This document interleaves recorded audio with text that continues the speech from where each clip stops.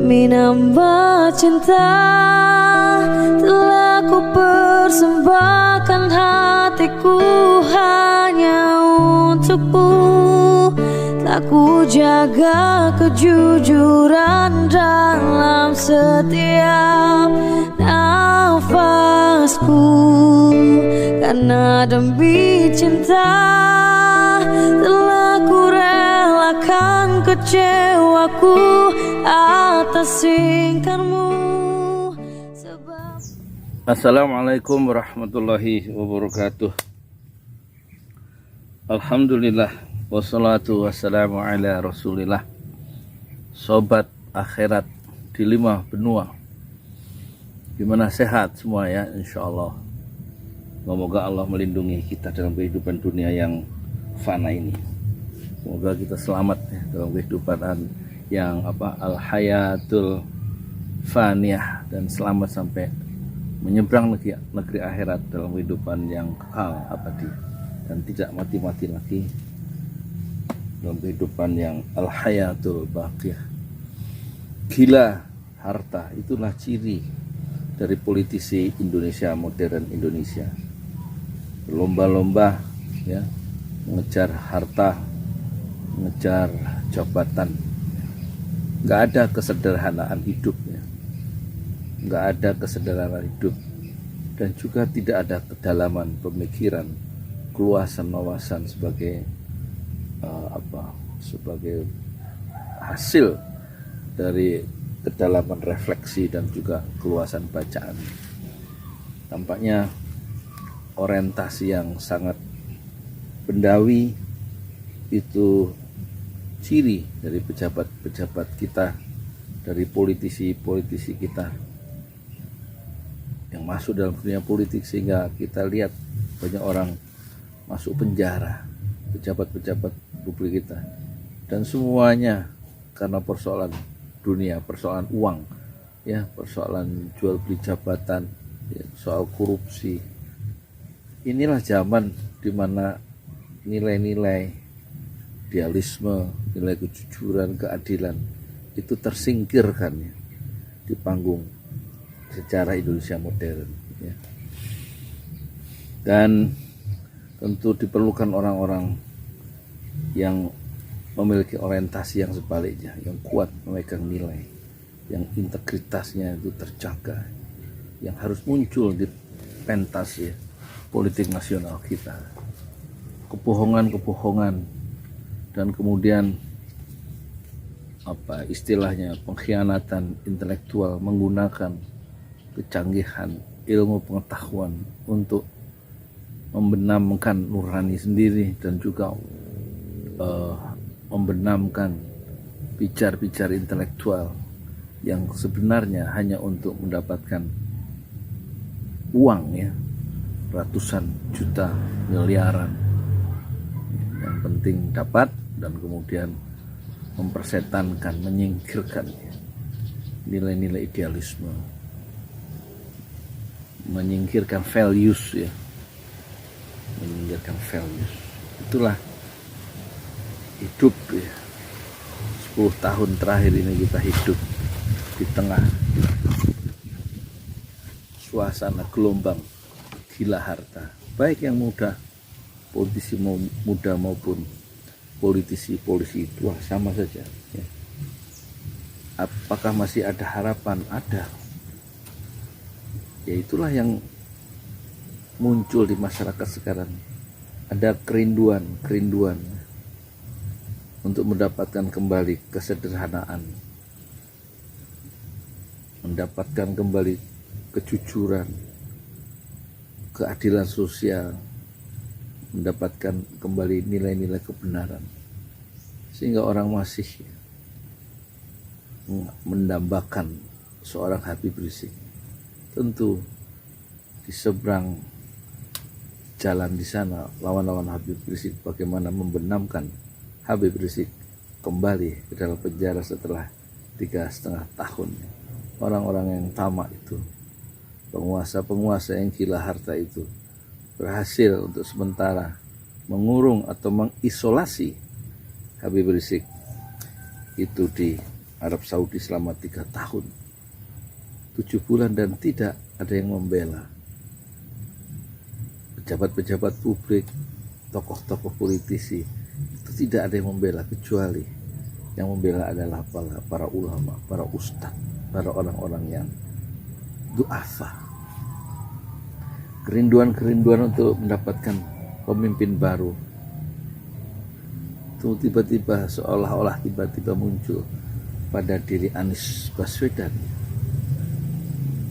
yang integritasnya itu teruji, tidak meninggalkan tugas sebagai gubernur demi mengejar jabatan dan harta, dan tetap ketika ditawari sebagai calon wakil presiden dalam pertarungan tahun 2009, dia tetap teguh di kursi jabatan yang baginya adalah sebuah amanah, yaitu gubernur DKI, dan dia selesaikan sampai 5 tahun sebagaimana janjinya kepada rakyat yang memilih dia sebagai gubernur, dan tidak meninggalkan lambaian tipuan dunia dengan menjadi calon presiden yang ditawarkan orang kepadanya.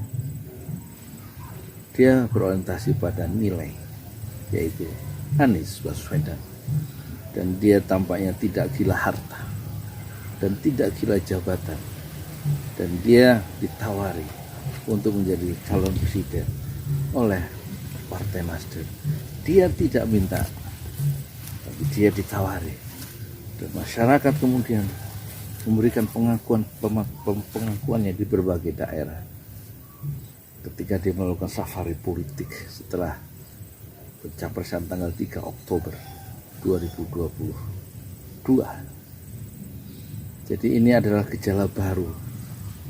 Masyarakat menginginkan udara politik yang baru, menginginkan kesejahteraan yang baru yang bisa diwujudkan oleh seorang Anies Baswedan yang memang tidak gila harta. Kekayaannya hanya 10 miliar bandingkan dengan Mahfud MD 227 miliar, sama-sama seorang cendekiawan asal muasal. Bandingkan dengan Menteri Agama, dalam waktu 11 bulan kekayaannya meningkat 11 kali menjadi 11 miliar. Dalam waktu 11 bulan menjadi 11 miliar.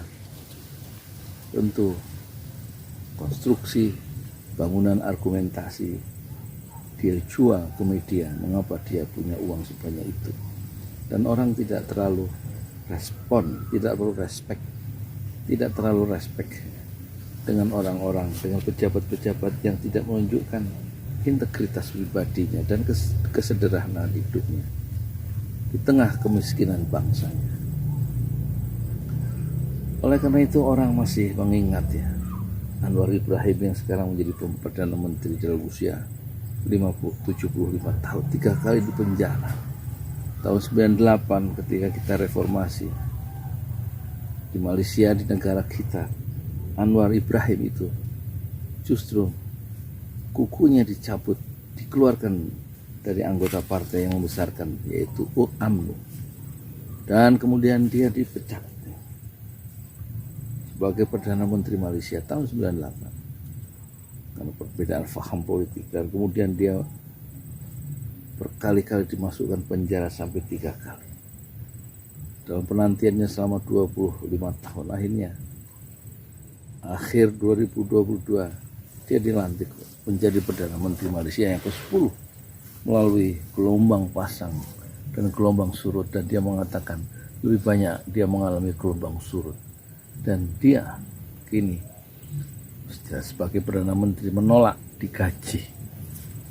Gajinya sebagai seorang Perdana Menteri adalah 88.000 ringgit atau kira-kira senilai 305 juta sebulan.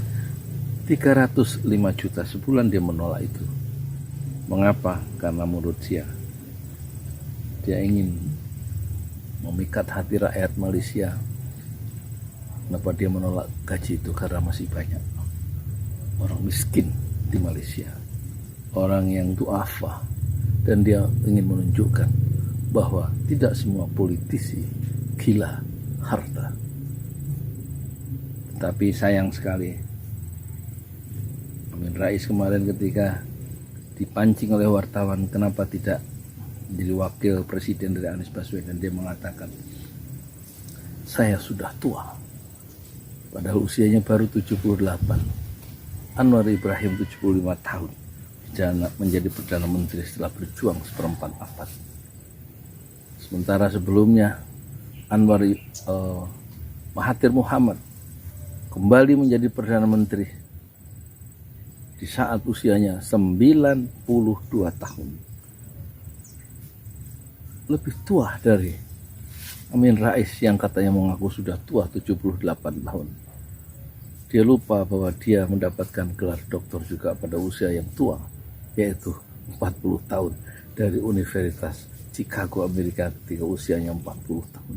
40 tahun dalam dunia akademis mencapai gelar doktor adalah sudah tua. Harusnya di bawah 30 tahun itu haruslah sudah mendapat gelar doktor. Sebagaimana B.J. Habibie mendapatkan gelar doktor pada usia 23 tahun di Jerman. Jadi semangat tua atau usia biologis yang tua adalah satu-satunya cara bangunan argumentasi itu mudah diruntuhkan kalau alasannya hanya tua. Tapi idealisme yang ada di Amin Rais tentu orang sudah tahu bahwa dia orang yang lurus, orang yang bersih, dan orang yang predictable. Bisa diramalkan maunya, keinginannya bisa diramalkan. Dia ingin kezaliman itu dirubuhkan dan keadilan itu ditegakkan, sebagaimana orang bisa membaca seorang Anies Baswedan yang menginginkan keadilan itu didistribusikan untuk semua. Yang keadilan itu terasa tidak pernah dinyatakan dalam keputusan politik kecuali penguasa sebelumnya atau penguasa yang sekarang selalu membela bukan rakyat kebanyakan tetapi membela pengusaha dan kawan-kawannya sendiri. Jadi sekali lagi, sifat gila harta tidak nampak pada Amin Rais, tidak nampak pada Anies Baswedan, dan tidak nampak pada Anwar Ibrahim. Sementara komitmen terhadap idealisme, terhadap nilai-nilai keadilan, kebenaran, kejujuran itu nampak pada Amin Rais, pada Anies Baswedan, dan juga pada Anwar Ibrahim, Perdana Menteri Malaysia yang sekarang. Kalau kemudian Amin Rais menyatakan yang cocok jadi calon wakil presidennya Anies Baswedan adalah MS Ka'ban dengan alasan dia lebih muda dan lebih punya rekam jejak. Sesungguhnya rekam jejak yang paling meyakinkan adalah rekam jejak dari Amin Rais yang pernah menjadi ketua MPR dan dia menggulingkan 3 presiden sekaligus. Soeharto, kemudian Gus Dur, kemudian Habibie. 3 presiden itu turun panggung di saat Amin Rais menjadi ketua MPR dan berada di puncak karirnya sebagai politisi. Tapi puncak itu adalah puncak yang pertama, hendaknya dia kembali menapaki puncak karir politisi yang mungkin bisa mendampingi Anies Baswedan dalam sebuah tantangan masa depan di Indonesia modern kita yang tidak kecil, dan justru tantangan itu sangat berbahaya. Diperlukan rekam jejak yang luar biasa untuk mendampingi Anies Baswedan. Saya Yudi Pramuko, tukang donat dari para youtuber tertua di semesta Fasbir Sobran Jamilah. Bersabarlah dengan kesabaran yang indah. Assalamualaikum warahmatullahi wabarakatuh. Demi nambah cinta telah ku persembahkan hatiku hanya untukmu. Telah ku jaga kejujuran dalam setiap nafasku, karena demi cinta Telah ku relakan kecewaku atas ingkarmu.